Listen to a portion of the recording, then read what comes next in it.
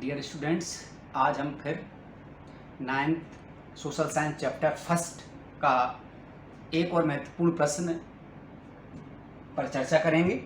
जो प्रश्न है, उन जनवादी अधिकारों की सूची बनाइए जो आज हमें मिले हुए हैं और उनका उद्गम फ्रांसीसी क्रांति से हुआ है। ऐसे जन अधिकारों की सूची बने। जन अधिकार तो पहले आप समझ लो, जन अधिकार क्या होते हैं? वे अधिकार जो हमें संविधान द्वारा प्रदत्त हैं या प्राकृतिक अधिकार हमें जो प्राप्त हैं प्रकृति द्वारा, ऐसे अधिकारों की सूची बनाइए जो फ्रांसीसी क्रांति से प्राप्त हुए हैं। क्योंकि पहले फ्रांसीसी क्रांति जो हुई उस समय इसके खिलाफ हुई। फ्रांसीसी क्रांति आपको पता है निरंकुश राजतंत्र के खिलाफ हुई, जहां राजा की इच्छा ही सर्वोपरि होती थी। राजा के लिए जनता की भावना का कोई ख्याल नहीं था, जन भावना का।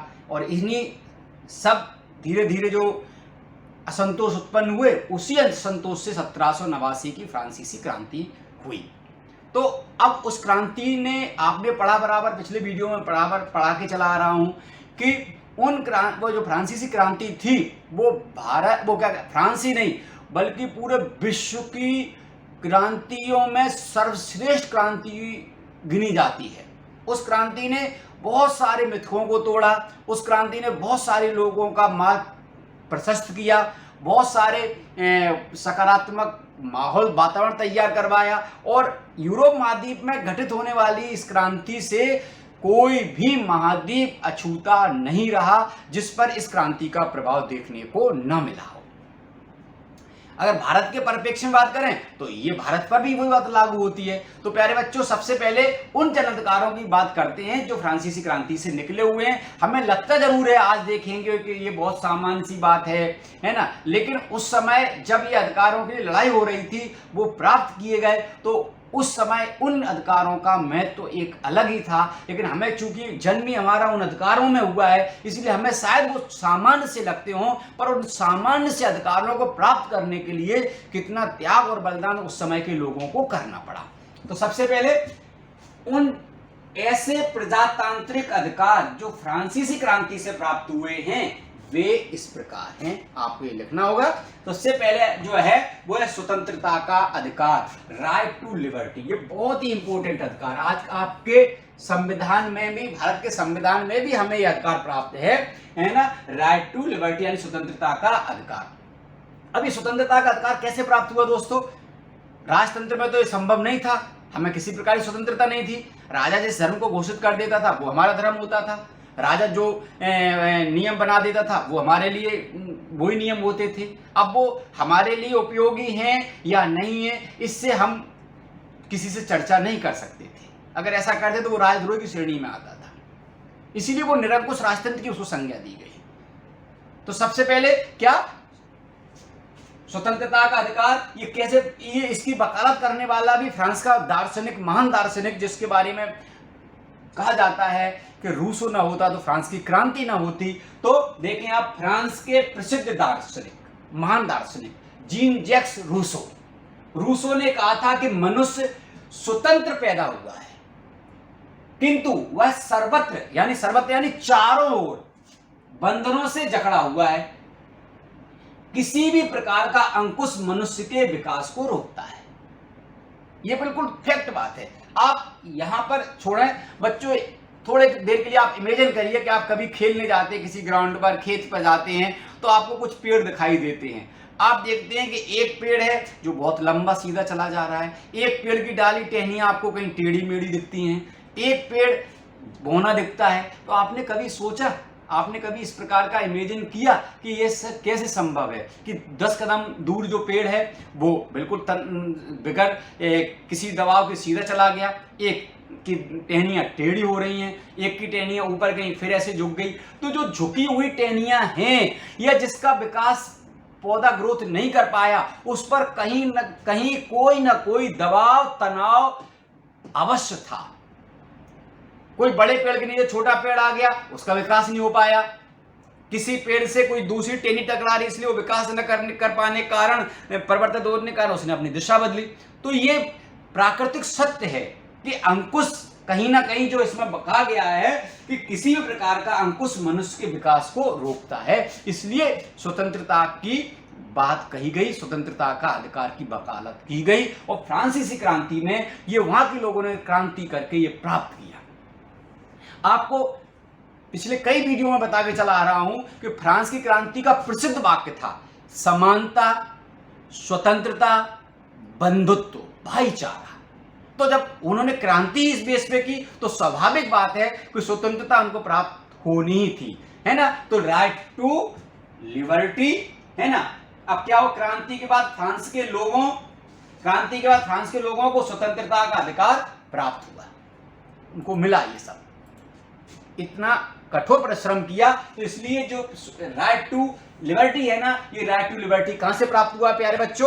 हमें फ्रांस की क्रांति से प्राप्त हुआ है। फ्रांस की क्रांति का ही सुखद परिणाम था कि लोगों को पहली बार स्वतंत्रता का अधिकार प्राप्त हुआ और ये अधिकार प्राप्त करने के लिए वहां के लोगों ने, दार्शनिकों ने, चिंतकों ने इस विषय पर लोगों को जागरूक किया और उसका ही सुखद परिणाम निकला। दूसरा, राइट टू इक्वलिटी, समानता का अधिकार। पहले समानता का अधिकार फ्रांस के लोगों के पास नहीं था। आप बिल्कुल मेरे साथ निश्चित सी बात है, आप इमेजिन कर रहे होंगे कि फ्रांस में वर्ग भेद था फ्रांस में भी, कुलीन वर्ग, पादरी वर्ग और जनसामान्य वर्ग। इनको उनकी भाषा में बात करें तो 3 स्टेटों में बटा हुआ था। प्रथम स्टेट में कुलीन वर्ग आते थे और द्वितीय स्टेट में पादरी वर्ग आते थे। ये सुविधा संपन्न वर्ग थे, विशेषाधिकार प्राप्त वर्ग थे। इनको न तो टैक्स देना पड़ता था, न इनको कोई अतिरिक्त कार्य करना पड़ता था, जबकि वहाँ के जो तृतीय स्टेट के लोग थे वो टैक्स भी देते थे, बेगार भी करते थे। उसके बाद भी उनका शोषण इतना अधिक होता था कि कमाई का एक बहुत बड़ा हिस्सा वो टैक्स के रूप में अदा कर देते थे। तो समानता कहाँ है? ये बात बच्चों आपको और जान लेना चाहिए कि बहुत सारे लोग भारत के सामाजिक व्यवस्था पर कहते हैं भारत में बहुत ज़्यादा असमानता है, भारत में ऐसा है। तो आप उनके लिए एक संदेश दे सकते हैं कि केवल भारत में ही नहीं, यूरोप के लोग जो अपने आप को बहुत बड़ा लिटरेट और बहुत ही क्या कहते हैं सभ्य समाज के रूप में दर्शाते थे, वहां भी इसी प्रकार का भेद था। लेकिन उन्होंने उस भेद को समय रहते पाट दिया।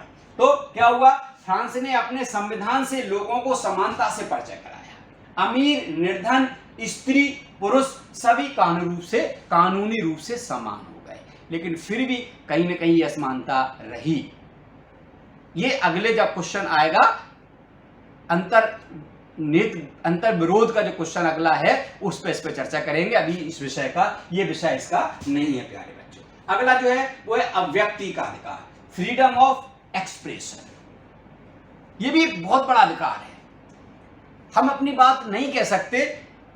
लोकतंत्र की एक सबसे बड़ी प्यारे बच्चों खूबी ये है कि लोकतंत्र में जब तक आपको अपनी कमजोरियों को बताने वाला कोई नहीं होगा तो वो स्वतंत्र, वो क्या कहते हैं, हम एक परिपक्व लोकतंत्र नहीं कह सकते। लोकतंत्र में अगर हमने अच्छे काम किए तो हमें बड़ाई मिल रही है, कोई हमारी प्रशंसा कर रहा है, तो बहुत से लोग हमारे काम से सहमत नहीं होंगे तो हमें वो बुराई भी सुनना पड़ेगी। ये कहां से मिला? फ्रांस की क्रांति से मिला। इससे पहले राजा थे तो आपसे बराबर चर्चा हो रही है कि राजा व्यक्ति की आजादी नहीं दे सकता, राज के खिलाफ आप नहीं बोल सकते, क्योंकि उनको दैवीय अधिकार प्राप्त था। वो धरती पर देवता के रूप हैं और जब देवता के रूप हैं, देवता कभी गलत हो नहीं सकता। जब देवता गलत हो नहीं सकता तो राजा के खिलाफ हम बोल नहीं सकते। इसी को कहते हैं कि हमें स्वतंत्रता समानता के बाद जो सबसे बड़ा अधिकार प्राप्त हुआ फ्रांस की क्रांति में प्यारे बच्चों, वो प्राप्त हुआ अभिव्यक्ति का अधिकार। फ्रांस ने 18वीं सदी के उत्तरार्ध में ही सेंसरशिप को समाप्त कर दिया था। हम कैसे अभिव्यक्त करेंगे अपने विचारों को? आज हमारे पास बहुत सारे माध्यम हैं अपनी अभिव्यक्ति को व्यक्त करने के। समाचार, प्रिंट मीडिया है, समाचार पत्र है, आपका टीवी है, आपके प्लेटफॉर्म बहुत सारे आ गए हैं, सोशल मीडिया वाले प्लेटफॉर्म बहुत सारे आ गए हैं, उन पर हम विचार व्यक्त कर सकते हैं। तो ये अभिव्यक्ति की आज़ादी उस समय नहीं थी, ये फ्रांस की ने ही हमें सर्वप्रथम अभिव्यक्ति की आज़ादी से परिचय कराया कि हम अपने विचारों को अभिव्यक्त कर सकते हैं, हम अपने विचारों से लोगों को परिचित करा सकते हैं, चाहे वो सर्वोच्च संस्था, सर्वोच्च प्रशासन हमारे बातों से सहमत न हो, लेकिन फिर भी हम अपने विचारों को उन तक पहुंचा सकते हैं कि हम आपकी फला योजनाओं से परिचित वो सहमत नहीं हैं। इसके विपरीत उस समय भारत जैसे देशों में जहां अंग्रेजों को उपनिवेश थे, वहां अभिव्यक्ति की आज़ादी नहीं थी। और प्यारे बच्चों, आपके लिए और अच्छी बात बताता चलूं मैं ज्ञान के लिए कि आज भी बहुत सारे ऐसे देश हैं, उन्होंने अपने नागरिकों को ही अभिव्यक्ति की आज़ादी नहीं दी है। जिसमें सर्वप्रथम अगर स्थान आ रहा है तो चाइना का आ रहा है। आज वहाँ अभी भी जो समाचार पत्र निकलते हैं डियर स्टूडेंट्स, वो सेंसरशिप होके निकलते हैं। सेंसरशिप का मतलब क्या होता है कि वो पहले शासन के पास जाता है, शासन उनको पढ़ लेता है, शासन जैसा आपके टीचर कॉपी जांचता है ऐसे वो कॉपी जांच लेता है, डिक्टेट कर लेता है, उसके बाद ही वो खबर लगती है कि ये कहीं राजा के खिलाफ या हमारे प्रशासन के खिलाफ तो नहीं जा रही है। लेकिन फ्रांस जैसे देश ने 18वीं सदी में ही हमें दे दिया था, बाद में भारत के संविधान ने भी इसको अंगीकार किया और भारत के संविधान में भी प्राप्त हुआ है। अगला जो लास्ट पॉइंट है डियर स्टूडेंट्स, वैसे तो बहुत सारे पॉइंट हैं लेकिन बहुत सारे पॉइंट पे तो अपन चर्चा नहीं करेंगे, आपके लिए पर्याप्त है। मतदान का अधिकार। फ्रांसीसी क्रांति ने संविधान का निर्माण कर लोगों को मताधिकार भी दिया, लेकिन क्या सभी को दिया? सभी संतुष्ट थे क्या? अगर हाँ तो आप अपने आप से बात करें, ना तो वे कौन कौन से लोग थे जो संतुष्ट नहीं थे।